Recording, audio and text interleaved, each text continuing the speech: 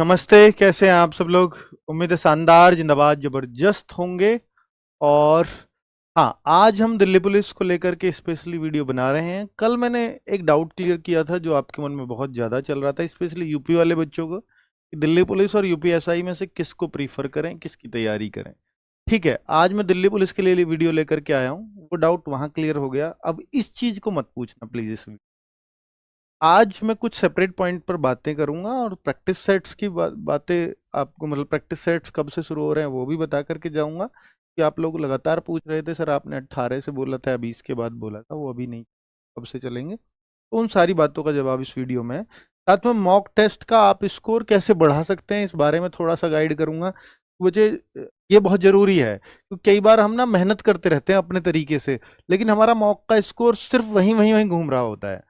तो हम इसको कैसे बढ़ा सकते हैं, क्या कुछ हमें अपनी स्ट्रेटजी का चेंज करना चाहिए या सिर्फ ऐसे ही लगे रहें जैसे चल रहे हैं। तो बहुत बार आपको ऐसी चीज़ों की ज़रूरत पड़ती है कि जहां इस तरह के मोटिवेशन की आवश्यकता हो या इस तरह की गाइडेंस की आवश्यकता हो। तो वो शायद आज वो दिन है जिससे आप थोड़ी सी क्लैरिटी अपने अंदर ला पाएंगे। ठीक है, चलो। देखिए, पहले तो मैं बात इस बात की करूंगा कि भाई ये 4 आपके फॉर्म आने हैं जिसमें जुलाई टू सितंबर एसएससी के कैलेंडर में उठाओगे तो ये कह रहा है कि जुलाई टू सितंबर में फॉर्म आएंगे। जुलाई अगस्त अब निकल चुके हैं। अगस्त में आज हम लास्ट में खड़े हैं 21 तारीख को, और अब मुझे लग नहीं रहा कोई उम्मीद है कि अगस्त में फॉर्म आने की। उसका कारण है एसएससी चेयरमैन का बयान, उसके बारे में बात करूंगा। दूसरा, ये जो नवंबर दिसंबर लिखा था, अब अगर ये लेट होगा, देखिए ये जाहिर सी बात है, अगर ये जुलाई में आता तो एग्जाम की नवंबर में, जुलाई अगस्त में आता तो एग्जाम की नवंबर और दिसंबर संभावना रहती। लेकिन अब ये जब लास्ट तरफ को आ रहा है, अगर ये फॉर्म ही सितंबर में आ रहा है तो नवंबर की संभावनाएं वैसे ही खत्म हो जाती हैं, तो फिर वैसे ही दिसंबर की बन गई। तो नवंबर तो आप भूल जाओ, एग्जाम होगा। अब बात यह है कि दिसंबर से कितना पीछे जाए। दिसंबर कह रहे हो भाई, वो मैं बोल रहा हूँ नवंबर दिसंबर इस कैलेंडर के हिसाब से, और जो मेरे को लगता है वो जनवरी लगती है। वो क्यों लगती है उसका कारण बता रहा हूं। ठीक है, चलो। तो ये चारों आप भर्ती, और इन चारों में से कौन सी पहले आएगी, ये है कांस्टेबल की वैकेंसी, जिसके लिए 7,500 लगभग 7400 प्लस वैकेंसी कहूंगा, 7,500 नहीं, 7411 वैकेंसी प्रस्तावित हैं, आने को है। ठीक है, तो अब बात इस बात की कर लेते हैं कि भाई क्या क्या आपके मन में पॉइंट्स हैं, और उन पे एक एक करके क्लैरिटी मैं दे देता हूं।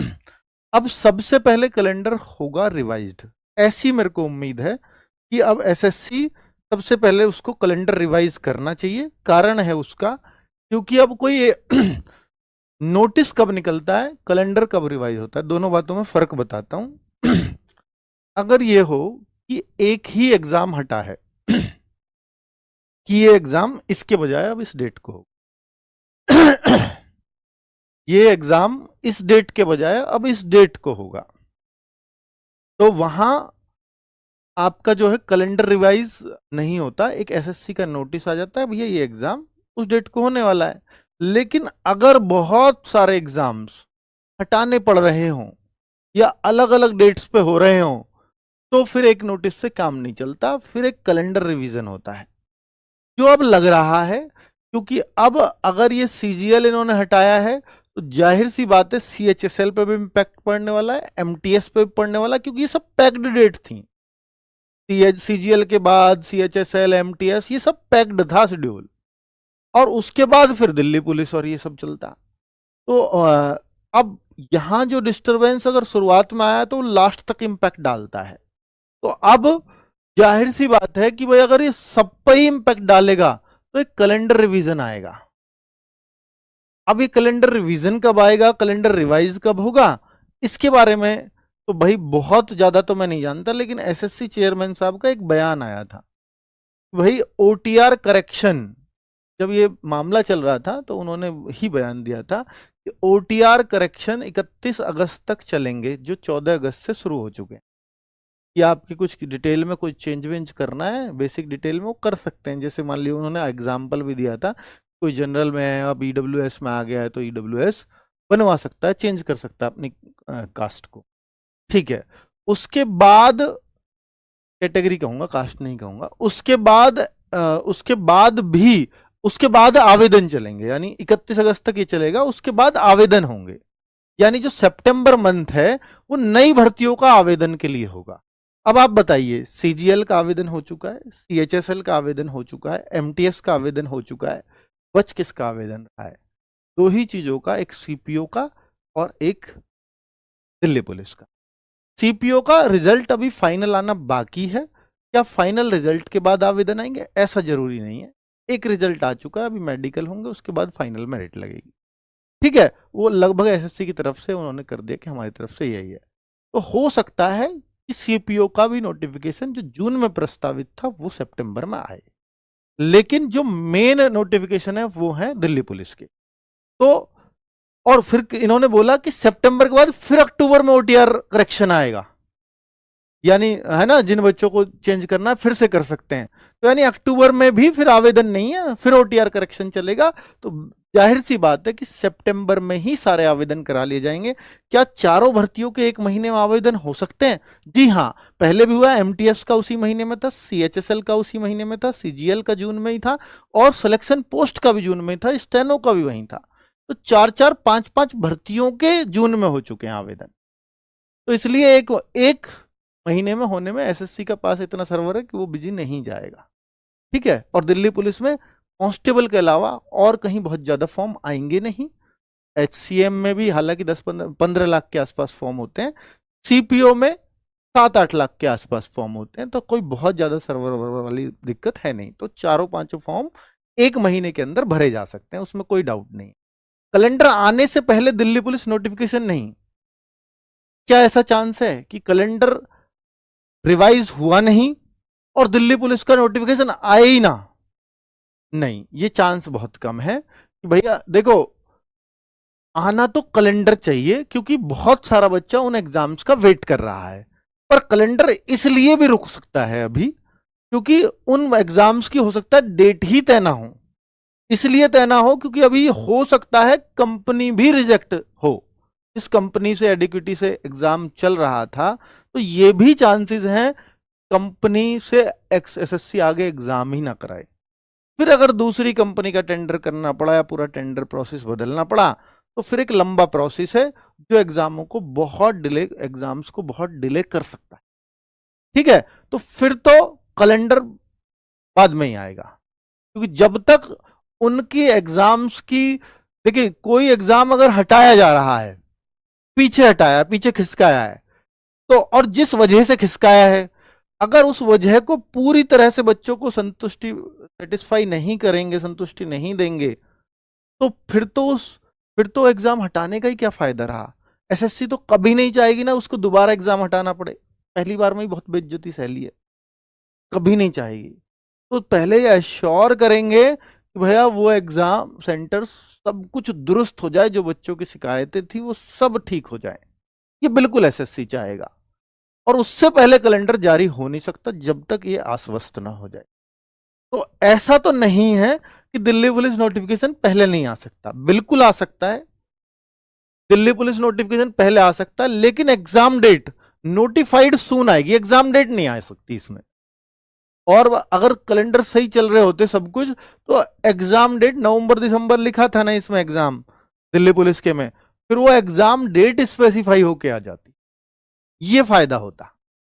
ठीक है, जो अब नहीं होगा।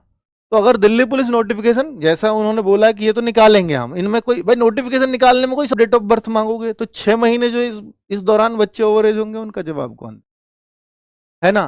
तो वो बच्चा तो आप पे आस लगा के बैठा है, आप तो ओवर एज में तो छूट देंगे नहीं। ठीक है, तो ये कुल मिलाकर के दिल्ली पुलिस नोटिफिकेशन आ सकता है, लेकिन एग्जाम डेट शायद देखने को ना मिले जो पहले मिलती।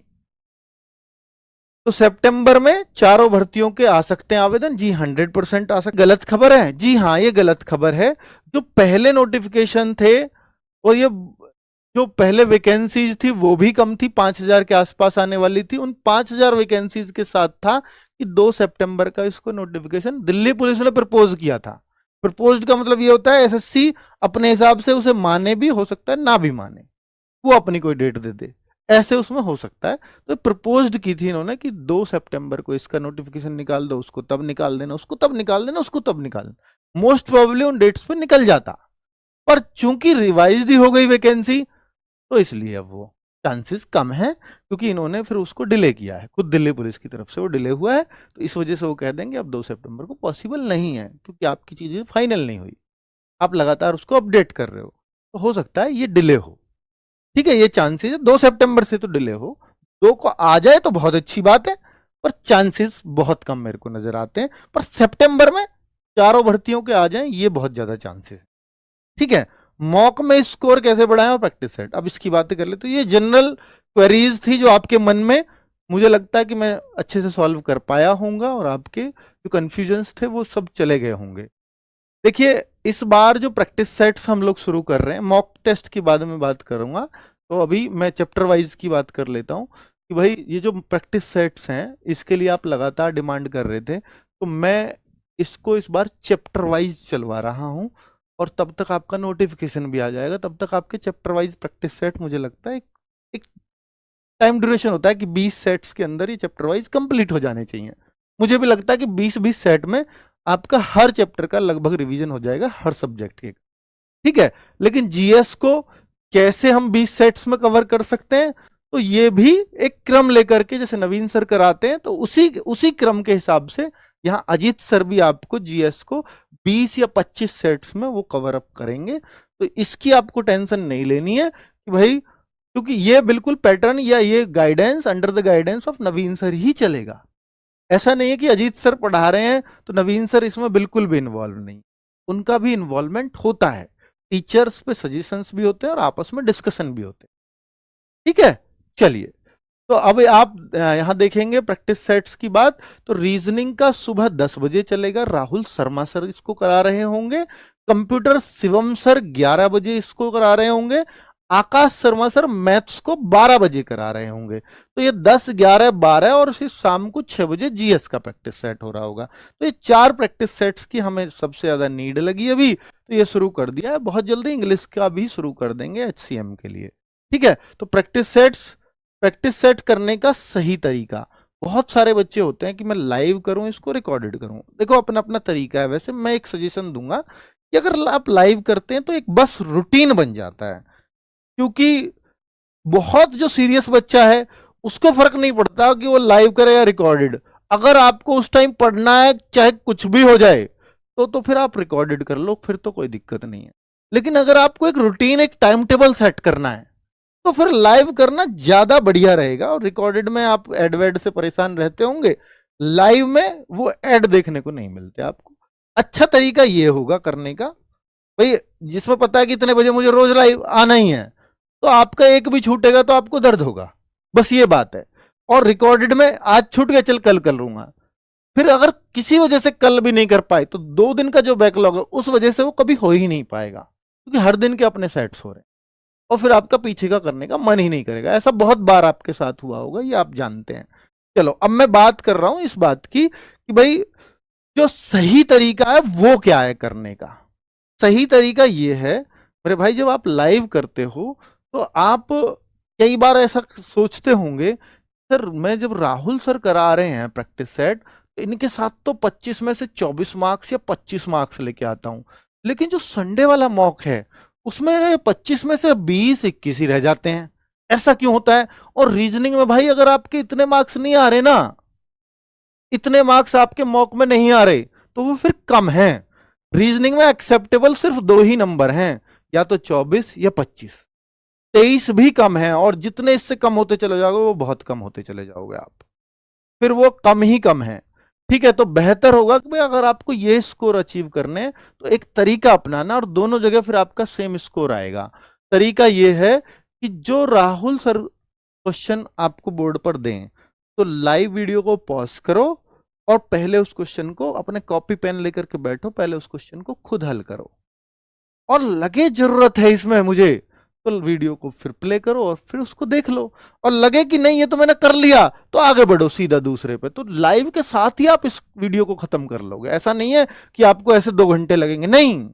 राहुल सर समझा समझा कर रहे हैं, आपको खुद ही करना है। उनको एक क्वेश्चन कराने में 2-3 मिनट लग जाएंगे। आपको खुद ही करना है तो हो सकता है 30 सेकंड, 40 सेकंड, 1 मिनट में कर लोगे।